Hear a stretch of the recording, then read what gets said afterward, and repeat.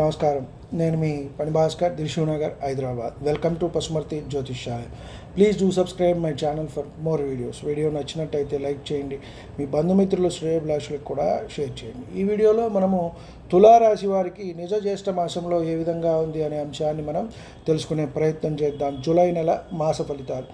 ప్రథమార్థంలో కొంత అన్ని రంగాల వారికి, అన్ని వృత్తుల వారికి కూడా పరిస్థితులు అనుకూలంగా ఉన్నాయి. అధికారుల ఆదరణ, స్నేహితుల సహాయ సహకారాలతో అన్ని పనులు కూడా చేసుకుంటూ ముందుకు వెళ్తారు. ద్వితీయార్థం కొంత అంటే ఉద్యోగంలో కొంత పై అధికారుల వల్ల ఇబ్బందులు కానివ్వండి, అలాగే వ్యాపారంలో ఉన్న వాళ్ళకి భాగస్వాముల మధ్య అభిప్రాయ భేదాలు అవి వచ్చే అవకాశం ఉన్నది. జాగ్రత్త అవసరము. తొందరపాటు చర్యలు అనేది చేయకుండా ఉండటమే మంచిది. యాక్చువల్గా ఈ రాశి వాళ్ళు కొంత బ్యాలెన్స్డ్గా చూసుకుంటూ వారికి ఏది లాభమో అది చేసుకుంటూనే ముందుకు వెళ్తారు. కాబట్టి పెద్ద ఇబ్బంది లేదు తులారాశి వారి వల్ల. కాకపోతే కొంత అది పరిశీలించుకుంటూ కొంత తొందరపాటు చర్యలు తీసుకోకుండా ఉంటే మంచిది.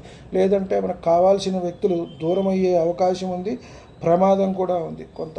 అలాగే బయట కూడా ఉద్యోగ స్థానంలో కానివ్వండి, కుటుంబ అంటే వ్యాపారాల్లో బయట కానివ్వండి, కొంచెం సామాజిక సంబంధాలు కూడా జాగ్రత్తగా ఉండాలి. వాటిలో కొంత ఇబ్బందులు వచ్చే అవకాశం ఉంది. అంటే ముఖ్యంగా వ్యాపారాల్లో, ఉద్యోగాల్లో ఉన్నప్పుడు ఒకంత మనం ఆచితూచి వ్యవహరించవలసి ఉంటుంది అన్ని విషయాల్లో కూడా.